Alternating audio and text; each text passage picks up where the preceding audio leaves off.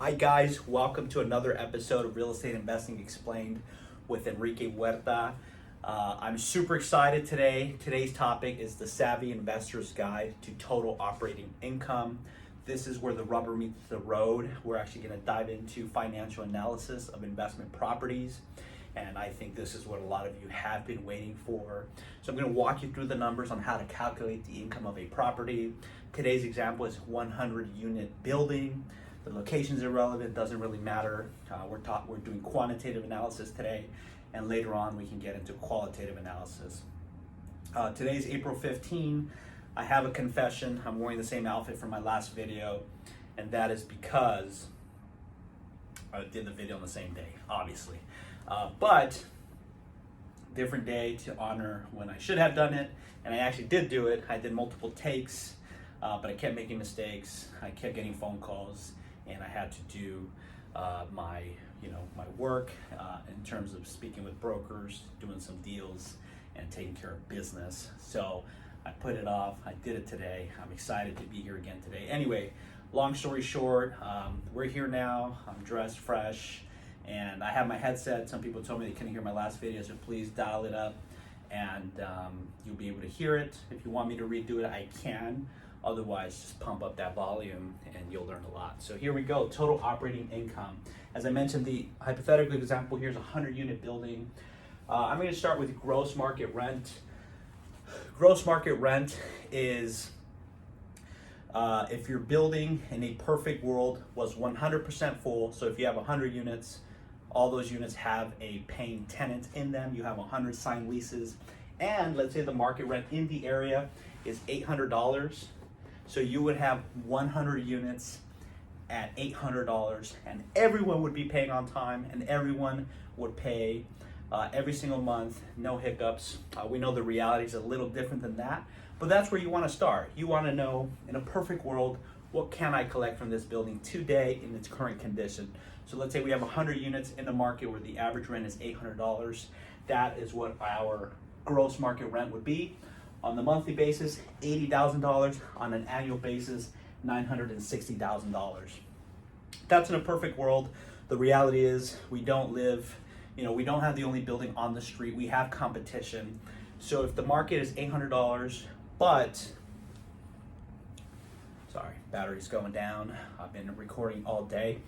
But if there are competing properties that have vacant units and you have vacant units, or should I say empty units where no one is living currently. If you have many of those, in this example we have 5. So if you have 5 empty units, but 95 of your units are rented at $800, you may say, you know what, I don't want to wait. I don't want to continue to lose on paper $800 a month across 5 units. I'm willing to give someone a discount just to get someone in that unit. So a resident comes to tour your unit, and they say, great, I love this apartment, I'll take it, but I don't want to pay $800. Will you do it for $750? And a savvy investor will say, yes, I'd rather not have 5 vacancies. I'll go down to 4 and I'll start collecting rent.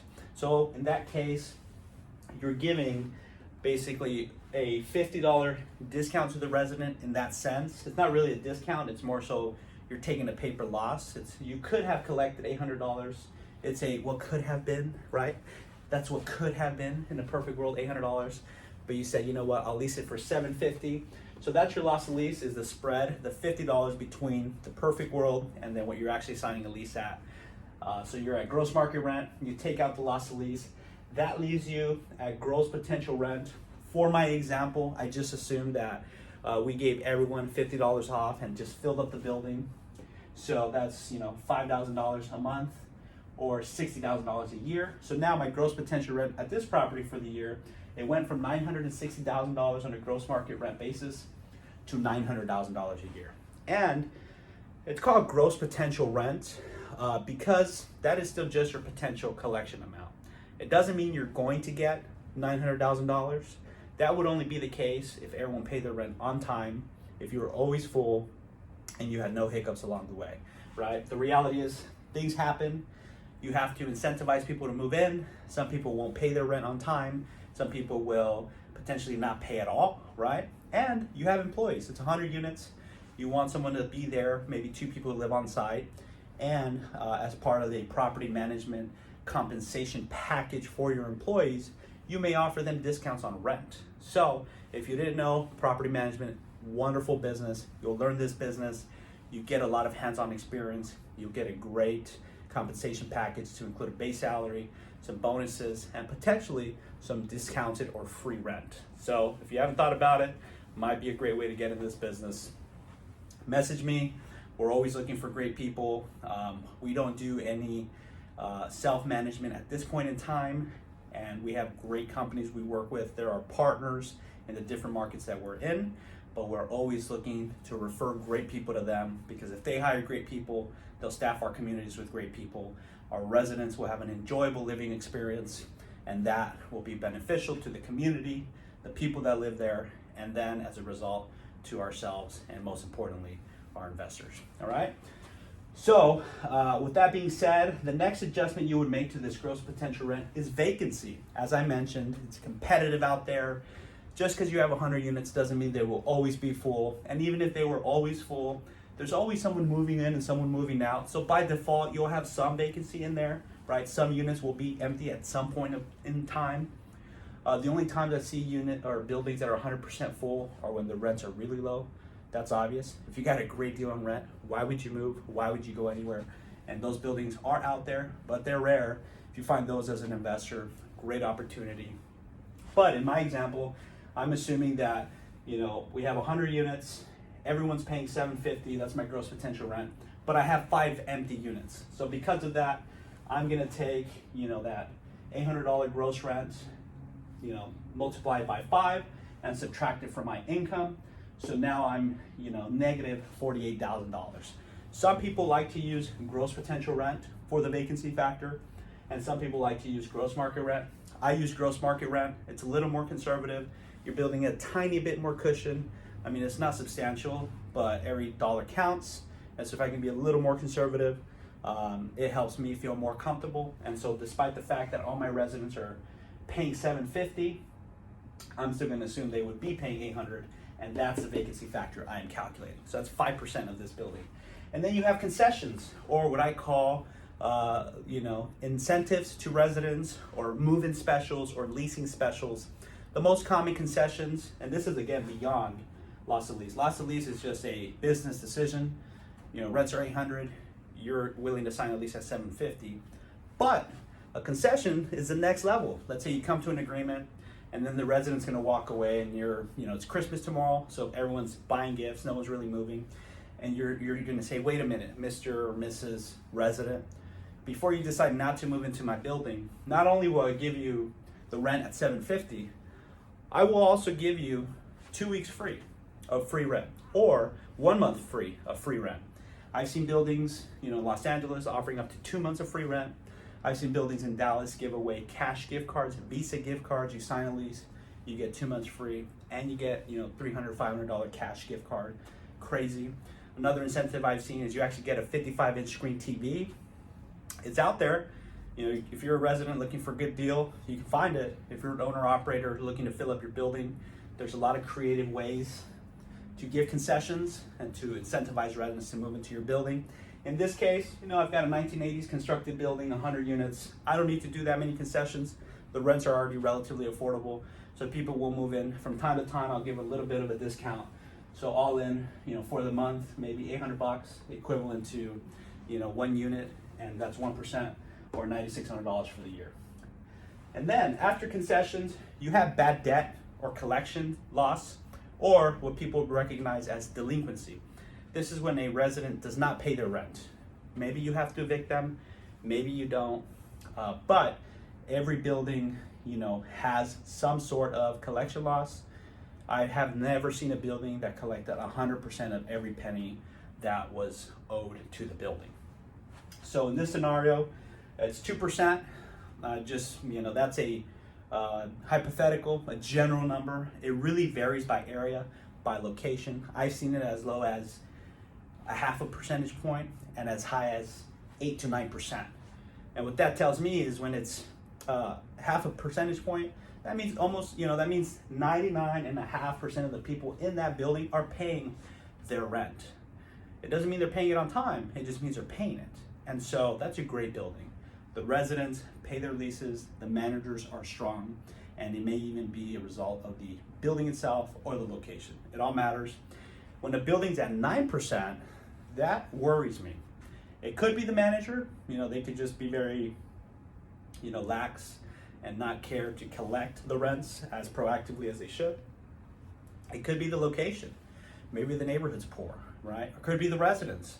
And really it's a combination thereof, I believe. But ultimately, when I see bad debt that high, there may be a problem with the building or the location, which is why residents willingly do not pay rent. Maybe they don't think they should because of the condition of the housing, or it's the manager, which is one and the same. If it's a manager and the housing condition is poor, or they don't collect the rents, they're not doing a great job and their collection loss goes up. But in this case, we'll say it's 2%. We're making that adjustment. We'll have to write that off. And so you want to account for that in your income statement. In this case, it's about 2%, 2 units, $1,600 of the gross market rent, or $19,200 a year. And then a final adjustment you would make is for non-revenue units. And non-revenue units are units that don't provide you revenue.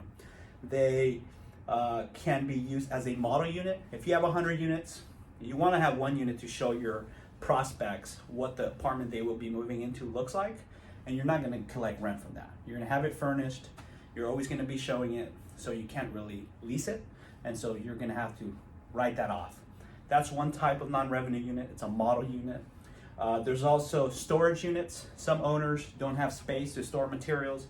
Maybe they're doing renovations, so they have to have a unit that is a storage unit where they have refrigerators, dishwashers, countertops, flooring. They just have a lot of construction materials in there because they have no choice, no other space. So they're losing money every month. They could be renting it, but they're not. So then you book that as another loss against your income. And then lastly, there's something called the down unit, right? If you're renovating and maybe you run out of, or there's a delay on order materials, that unit is down. And the way you would separate that from a vacant unit, which is just an empty unit, right? It's an empty unit, but someone can move into it. It's ready to move in. A down unit is not move-in ready. So that's a differentiating factor. And you want to be very careful when you're doing your due diligence. Make sure that you count your vacant units, but you inspect all those vacant units to make sure they're move-in ready. Because if they're not move-in ready, you as an investor, the new owner, will have to make them move-in ready, and that costs money. So you want to do your homework, make sure if you have down units there, that you account for that in your financial analysis. And so, we've done gross market rent, subtracted loss to lease, that left us with our gross potential rent, and then we subtracted our vacancy, concessions, bad debt, and non-revenue units. Now we arrive at our total rental income.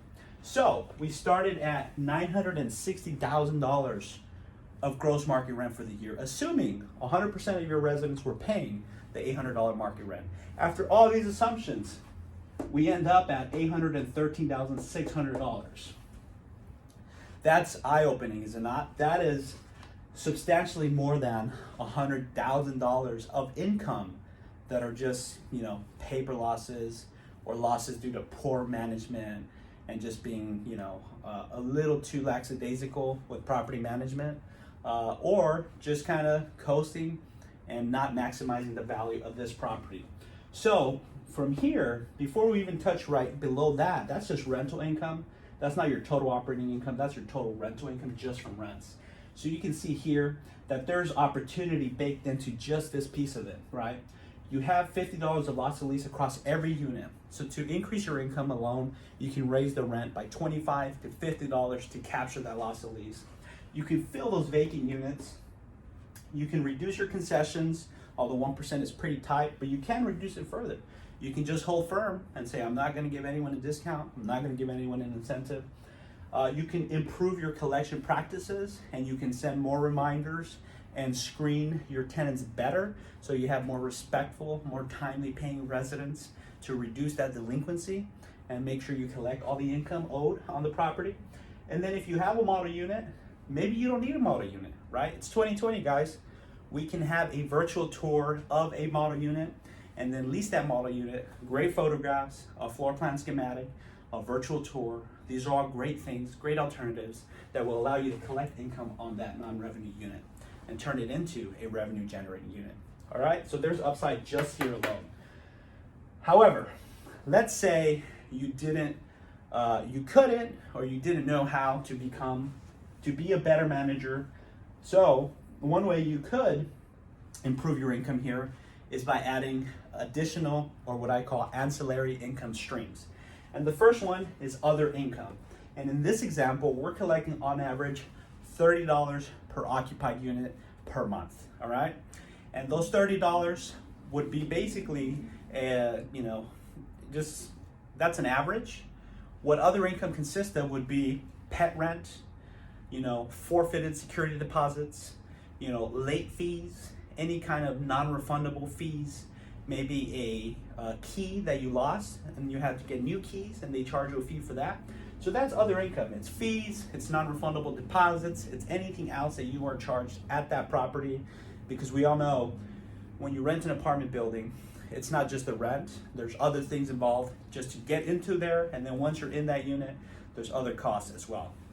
And so for this example, we're doing $30 per occupied unit per month, or $34,200, $34,200 a year in additional income, just by charging pet rents, late fees, NSF fees, non-refundable deposits for move-in, those kind of things, right? And then if your property has garages or carports, you can charge income for those, reserve parking. It's really an amenity, right? If I go to a property and there's, some carports, but there's no garages, and then there's open parking, I'd rather have a carport to cover my car, or a reserve parking space where only I can park. That way I know when I get home from work, I have a place to park, and people are willing to pay for that. In this example, I have $15 per occupied unit per month. We have reserve parking at this hypothetical investment, and therefore everyone is paying $15 a month, so they have a reserve parking space. They will know that when they get home, they have somewhere to park, and then the rest of the parking is first come, first served. And again, everyone's paying $15 per month to get that privilege. I've seen it go as high as $20 to $40 for just a carport in certain markets. And then if you have a garage, it can go anywhere from $75 to $150 per month on top of that rent. And then you also have RUBS, or other reimbursement income. RUBS stands for Ratio Utility Billing System, and it's basically a billing system to collect a ratio, a percentage of the utility expenses. A lot of properties, typically the owners would pay for the water, the sewer, and the trash bill. That encourages overuse by some residents. It's not energy efficient. And so now there's something called RUBS, where residents can be billed back for a percentage, anywhere from 65 to 85%. I have seen 100%, but I typically see 65 to 85% of that resident's utility usage is billed back to them. In this case, every occupied unit is paying $75 per month for utility expenditures. There's something else too. Some management companies and properties charge pest control fees, right? No one likes bugs, no one likes mice in their homes, that kind of thing. So oftentimes property managers and properties will have monthly pest control services, and residents will participate in that upkeep. It's usually minimal, a couple bucks, $2, give or take. I've rolled it into the $75 per unit here, but think about it. If everyone just pays $70 for utilities, and then you're charging $5 for pest and CAM, or common area maintenance, now you're getting an extra, $5 per unit per month, and that can add up very quickly. And then lastly, if you have laundry facilities on site and people pay with coins or card to do their laundry loads, or even better, if they have a washer dryer appliance in their unit, they're private, they have it inside, people love that. It's one of the easiest ways to add value. Take a property, no laundry inside, add laundry. You can definitely increase the rent for that alone. And in this case, all my units have $40 per unit per month additional income because I installed washer dryers in those units. My residents love me. They love coming home and being able to do their laundry. They don't have to live, like they're in college and haul their stuff down the hall into a shared laundry space where their neighbor has taken their laundry out of the dryer and put it on the floor or something like that. I don't know. Anyway, so total rental income, plus other income, plus garage slash parking slash storage income, plus RUBS or other reimbursements, plus washer dryer income. Boom, boom, boom, total operating income, right? So we started at $813,600 of total rental income after all adjustments. And after adding in all this other income here, now our total operating income for the year is $996,000. That is extremely powerful. That takes hands-on management. It takes being proactive. And if you, as I mentioned, become a better property manager, you're going to be able to collect this loss and lease. You're going to be able to fill up that vacancy and reduce the collection loss. This 996 here becomes, over $1 million, and where you would have just started at just shy of $960,000. So as you can see, multifamily residential real estate is extremely powerful. This resident who was going to pay $800 ended up paying $750. That true rent after $30 of other income, $15 of garage, $75 of utilities, and $40 of laundry income, their total rent is $910. That's that one unit. The average weighted rent is actually less. It's still closer to like $830, give or take, because of all these adjustments. I'll jump into that later. Anyway, long story short, this is the formula for total operating income. Here's your annual income for this property. Stay tuned for my next video where I'm going to talk about total operating expenses, and then we'll talk about net operating income, cap rates, IRR, cash on cash, calculating investment returns. I know that's what you're excited to hear more about, and we will get there. But for now, here's total operating income. I hope you learned something. If you have questions, if you want some hypothetical deals to work on, so you can do these numbers yourself, comment below or email me, enrique@enriquehuerta.com, and I will send that your way. And that's pretty much it. Thanks for tuning in today. Look forward to talking to you soon. Have a great day.